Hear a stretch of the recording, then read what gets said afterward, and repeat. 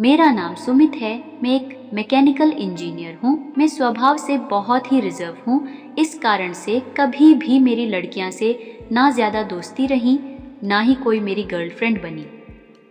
जब मेरी जॉब लग गई थी और घर वाले अब शादी की बातें करने लगे, घर पर कई तस्वीरें और बायोडाटा आने लगे। उसमें से मुझे पूजा नाम की लड़की देखते ही पसंद आ गई। बायोडाटा से पता चल रहा था कि वो अच्छी पढ़ी लिखी थी। मैंने अपने घर वालों से कहा कि मुझे ये लड़की पसंद है।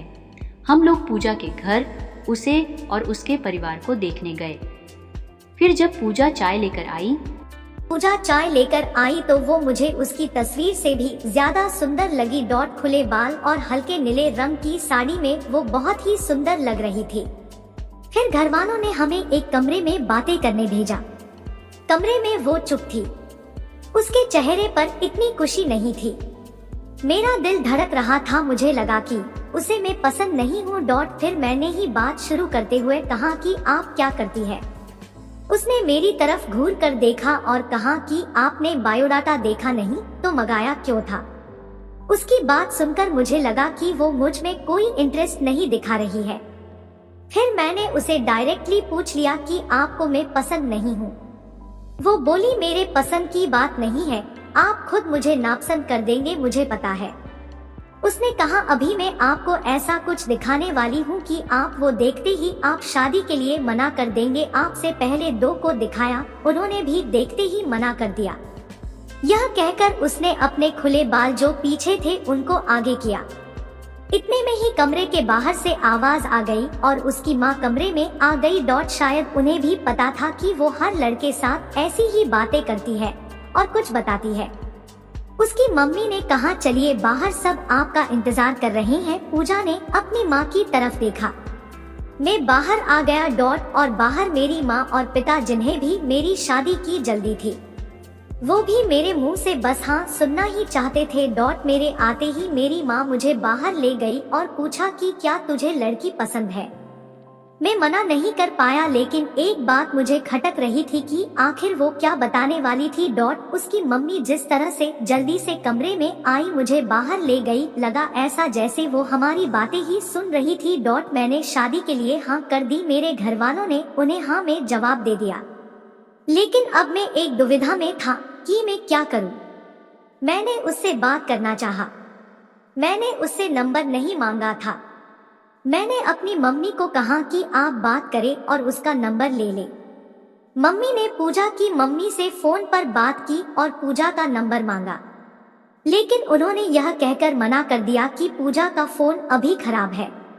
मम्मी यह भी कह रही थी कि वो लोग शादी के लिए जल्दी कर रहे हैं। इन सब बातों से मेरे मन में कुछ अजीब सवाल आने लगे। एक शाम जब मैं ऑफिस में था, तब मुझे एक अननोन नंबर से कॉल आता है। फोन रिसीव किया तो पूजा थी। वो बोली कि मम्मी ने मेरा फोन ले लिया है।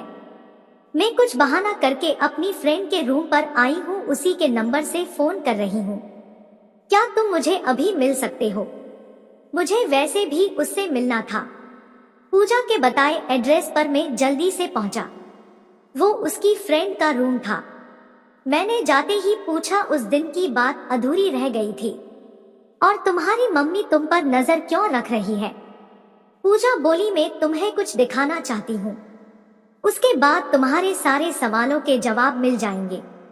पूजा आज भी बाल खोल कर आई थी। वो पीछे मुड़ी और अपने खुले बालों को पीठ से आगे की ओर किया। तब मुझे पता चला कि वो क्या दिखाना चाहती थी। उसकी गर्दन पर एक टैटू था, सुयश नाम का। पूजा बोली कि मैं एक लड़के से प्यार करती थी और हम दोनों शादी भी करना चाहते थे। मैंने उसी के नाम का टैटू करवाया था। यह बात मैंने अपने घर वालों को भी बताई थी और वो तैयार भी हो गए थे, लेकिन सुयश ने मुझे चीट किया। वो मेरे अलावा भी किसी और को डेट कर रहा था और वो लड़की पैसे वाली थी, इसलिए उसने मुझे छोड़ दिया। तब से मुझे शादी और लड़कों से एक नफरत से हो गई थी। उस लड़के को मैंने बहुत प्यार किया, लेकिन उसने मुझे धोखा दिया। आपसे पहले भी 2 लड़कों को मैंने टैटू दिखाया और उन्होंने सच जानकर शादी के लिए मना कर दिया। मम्मी इसलिए मुझ पर नजर रख रही है कि मैं तुम्हें भी कहीं सच ना बता दूं, लेकिन मैं लड़कों की तरह नहीं हूँ। मैं नई जिंदगी की शुरुआत सच के साथ करना चाहती हूँ। मैं सुनकर सोच में पड़ गया कि जिसको प्यार मिलता है उसे प्यार की कद्र नहीं होती। आखिर इतनी प्यार करने वाली लड़की को कैसे कोई धोखा दे सकता है। मैंने कहा कि मुझे तुम्हारे पास से कोई मतलब नहीं है, लेकिन मैं चाहता हूँ कि मुझे भी तुम उतना ही प्यार करो जितना उस लड़के को करती थी। पूजा को यह उम्मीद नहीं थी। उसे लगा था मैं भी उससे शादी के लिए मना कर दूंगा। मेरी बात सुनकर उसने इतने दिनों के दबाए आंसू बहने लगे। मेरी शादी पूजा से हो गई और मैं अपने आप को बहुत खुशकिस्मत मानता हूँ कि मुझे पूजा जैसी सच्ची और प्यार करने वाली लाइफ पार्टनर मिली है। दोस्तों, प्यार दिल से होता है और सच्चे दिल से, धोखा वाली प्यार का लाइफ नहीं होता है। दोस्तों, हमारी कहानी कैसी लगी जरूर बताएं और हमारे चैनल को सब्सक्राइब करें। धन्यवाद।